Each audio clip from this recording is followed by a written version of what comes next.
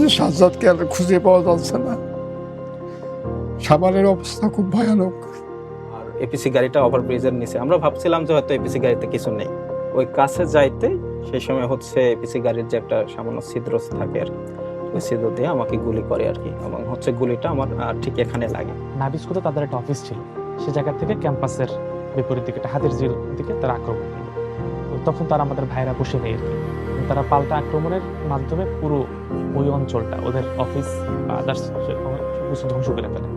এবং ওইখান থেকে আমাদের মূলত যাত্রা শুরু হয়েছে না আমরা আসলে পাই। আমার মাকে বলতেছে, মা আমার জীবনে মনে হয় শেষ খাওয়া খাইলাম, আজকে আমি অনেক প্ল্যান মারতেছি, আর মনে হয় ফিরবো না।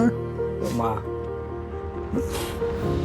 কিন্তু কিন্তু বলছিল যে তোমার নাকি গুলি লাগছে। তো আমি এই জায়গায় আছি, তো আমি জানি না কি হবে, এরকম একটা অ্যাক্সিডেন্ট ঘটছে। তারপর তিনি বলছেন যে ফিসাবিলিল্লাহ, তোমাকে আমি উৎসর্গ করে দিলাম। আমার বাবার এই দোয়াটা বা এই কথাটা আমাকে জান্নাত দিন তাকে আটকাতে পারবে না।